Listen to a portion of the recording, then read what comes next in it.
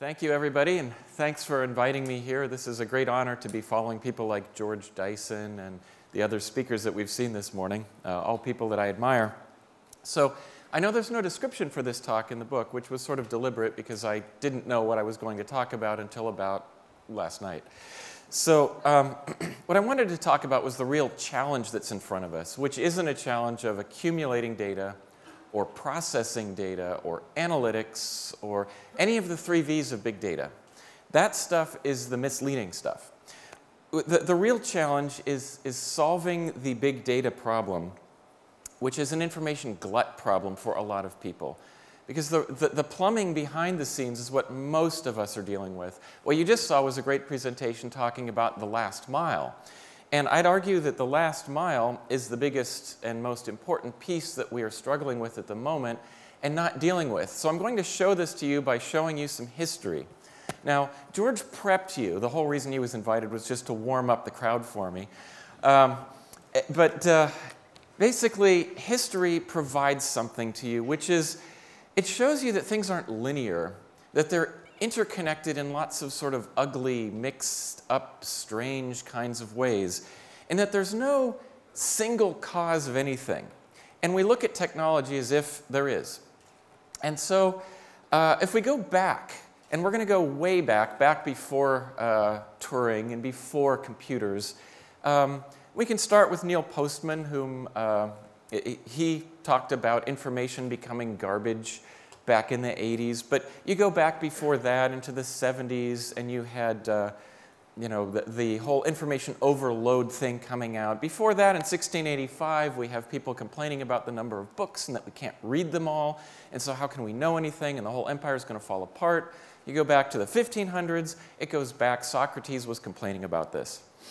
Now, big data right now is generating lots of bad analogies. I tend to look at things like this and laugh because this is a great example. I've been to the Library of Congress. The Library of Congress is big. I don't know how big because you can't tell from the ground, but 18 million of them must be really big and they're going to squish you. So fear is something that people do promote around big data. It's part of the propagandizing because when you're scared of something, maybe you can buy something to make that bad problem go away. But I'm going to go back even further. Where did all of this crap start? Because that's our real challenge now. Well, it started back in Mesopotamia, Babylon, Sumeria. So roll back the clock 7,000 to 9,000 years, and you have things like this. Now, before we had numbers, actual abstract concepts of numbers, we of course could count, and there's lots of various ways of counting. They used base 60, which is interesting. If you figure out how to count to 60 on your hands, you're well ahead of everybody else. This is actually a contract composed of counters, and these counters are just like coins, except that they just count, ones, fives, tens, that sort of thing.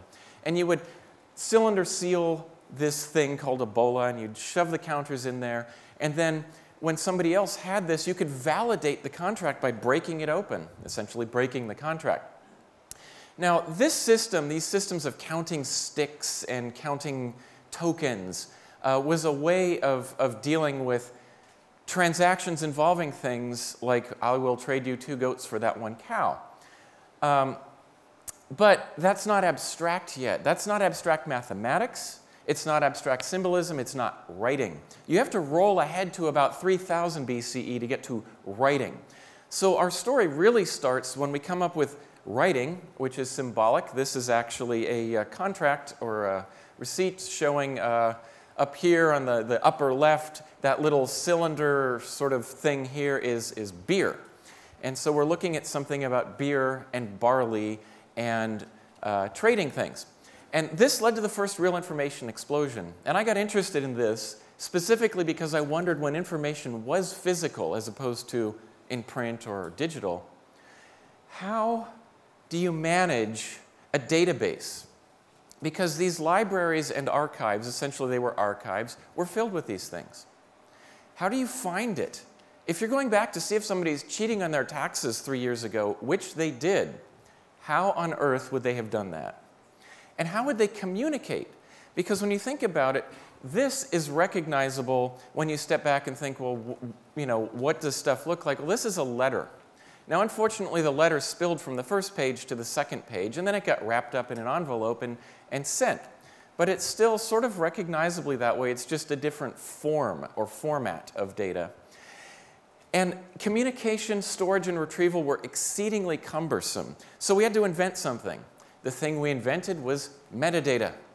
We invented stuff to help us find things in collections. And most big data solutions actually lack this.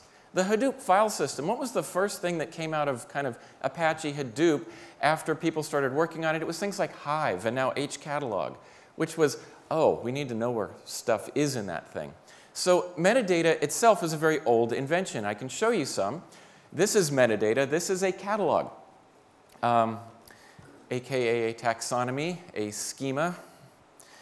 And this is Babylonian, so this is about 2000 BCE, so this is 4,000 years ago.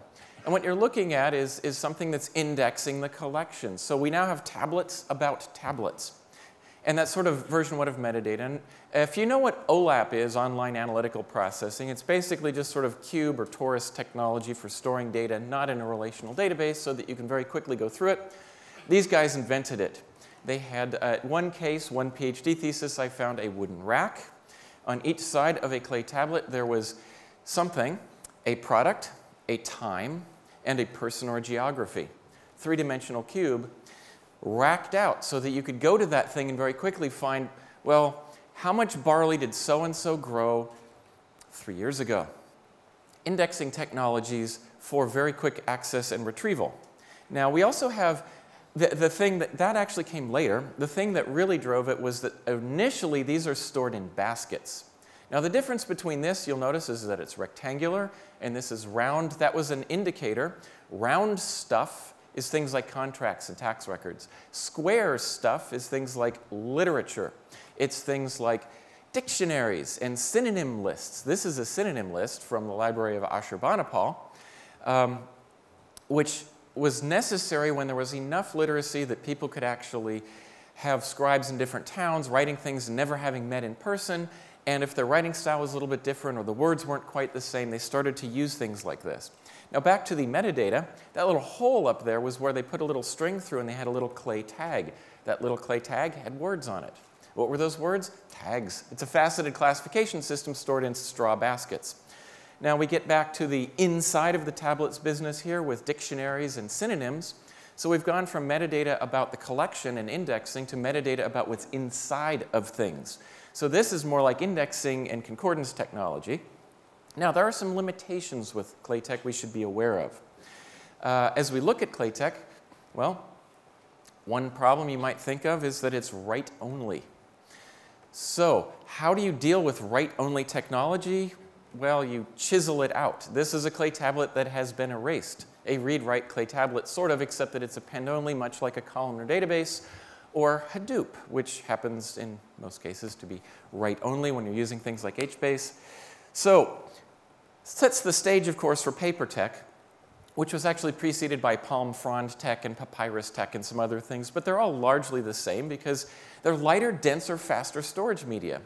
You don't have to sort through 50 clay tablets, one after another, in really archaic scripts. You can stack these things up and they become much more portable, much faster. The very first laptop, of course, being something like this. More information, new metadata, content tagging, author catalogs, all of that stuff comes in the Scrolltech era. And we end up with the first real library, and I say real because there were lots of libraries, but the thing is, Library of Alexandria actually set out to be a library rather than an archive. And that's interesting because that starts the split between all of this contractual stuff. ClayTech was all about contracts. 10% of the tablets that have been found are stories and religion. 90% are the daily grind of accounting. One trade-off between clay and paper was discovered. They started to discover trade-offs with technology over time. Papyrus deteriorates, things burn, and of course when you burn clay tablets, they bake and they become even more durable. So we have another thing which we discover, which is that recorded information creates permanence and instability simultaneously. You create tax records, you record them on paper, people get unhappy with the government, They burn the archives down. We start over. And so there's a newfound instability rolling around the world. Now, interesting things about scrolls. Scrolls are linear. As George was talking earlier, you have these big, long, flat address spaces, and you can only go from beginning to end. It's very hard to random access scrolls. So until we get to the codex, where you take these things and bind them up and make them into essentially a book, although the early books would look nothing like what you or I are familiar with except for the physical form. It's a random access technology. So we evolve this. We get to the point of things in the Middle Ages, illuminated scripts, block printing as opposed to scriptoria. We're increasing the storage density because of the bound quire can be recorded on both sides, unlike a scroll, and it can be randomly indexed, and you can add stuff to it. So it's dynamic. It's elastic in cloud parlance. Small form factor, durable, high-res RGB graphics. We're getting there. Papertech version 2.2. When we get to Gutenberg, when we get to the actual movable type, this is, of course, a huge change because instead of carving big blocks that you print things from, you can change it day by day. You can change what you're saying. The dynamism in that, the ability to move things, moves everything faster.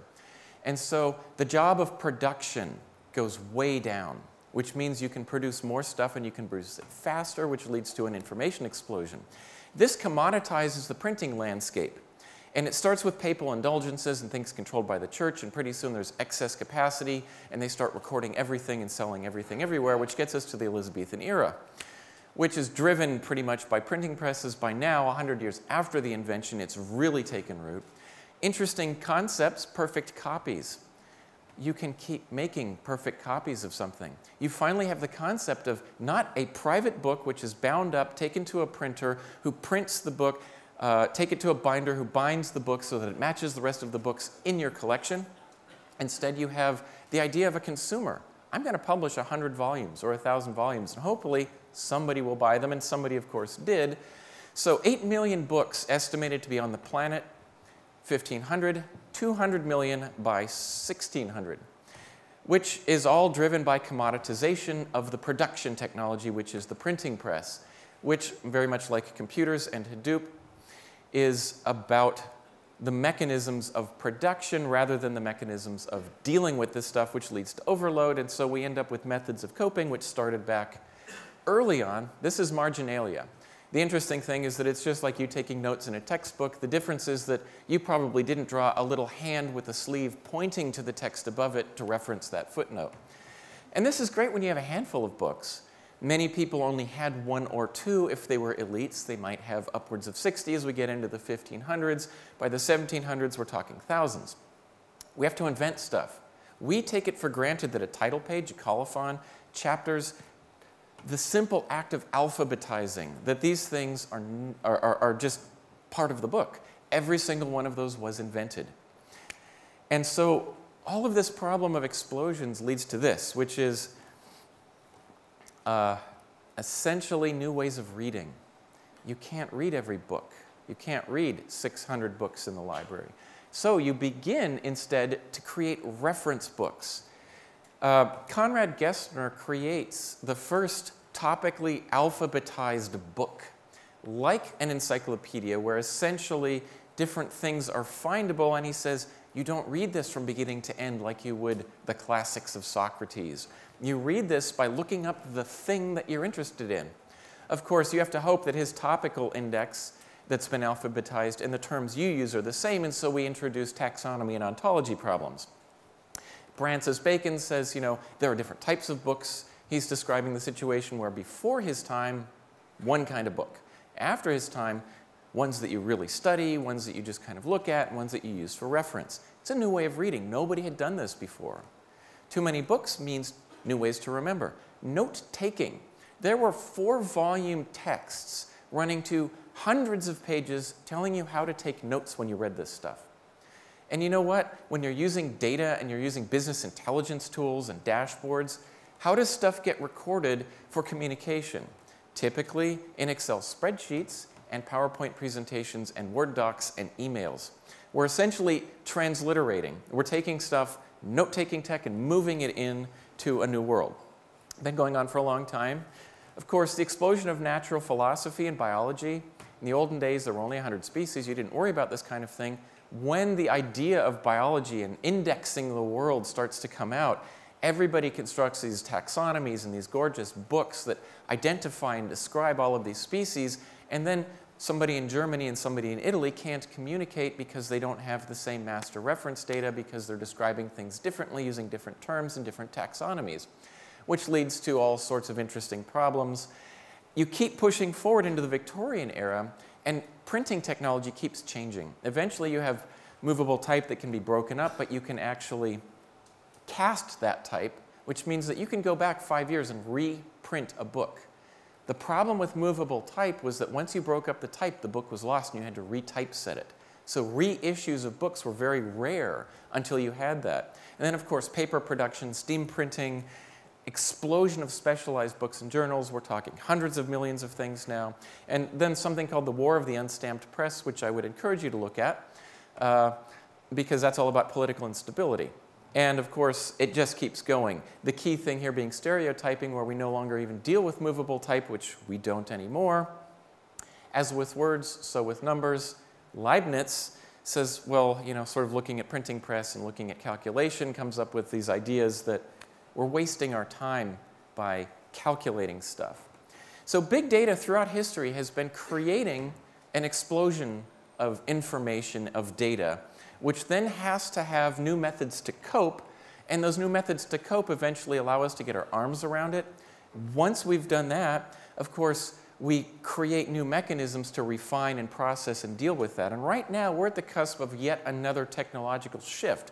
The big data shift is basically enabled by online transaction processing, producing so much data that we now have all of this information, and we need to come up with new mechanisms to cope, but we haven't really dealt with that. We've dealt with the processing and production side.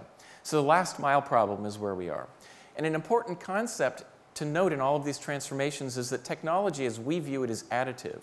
Keep adding technology to the stack. It doesn't work that way. Technology is transformative. Culture and technology are linked. And because they're linked, each one drives the other. And so you ratchet up skills and experience dealing with something, allows technologies to change and be adopted, which changes the processes and cultures yet again. And so benefits and costs, therefore, are always not evenly distributed. If you go back to the Gutenberg printing press, the winners and losers, loser, Catholic Church, winner, Protestant Church. And the interesting thing is that it was never built to facilitate book printing and all these other things. It had one goal in mind, which was the agenda of that. Big data technologies can and are making information overload worse now. The internet, databases, data capture, all of this stuff. So if you see someone drowning, just laugh out loud.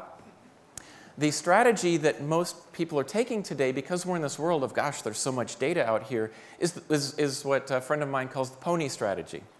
Web companies, starting fresh, no infrastructure, huge wads of data, green field. What do you find in green fields? Ponies. There must be a pony in there somewhere. Take it on faith. So you hire unicorns to go find it, the unicorns being, of course, data scientists. Now, data is not the end of the line. This is sort of a key thing here. Data is the departure point for a person who's going to use it, or a person who's going to take what you've constructed as an algorithm and embed it in a process or a system.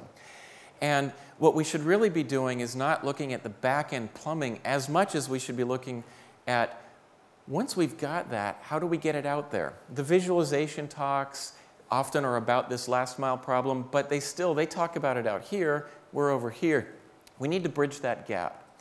And bridging that gap means looking at things like, how do people find and surface information? How do you filter it? Because when you have a lot of stuff, as with note-taking back in Francis Bacon's day, you have to go across a lot of things and filter what's important. And so we developed encyclopedias as ways of not having to read 16 full volumes. One volume told you the gist of what was in those 16 volumes.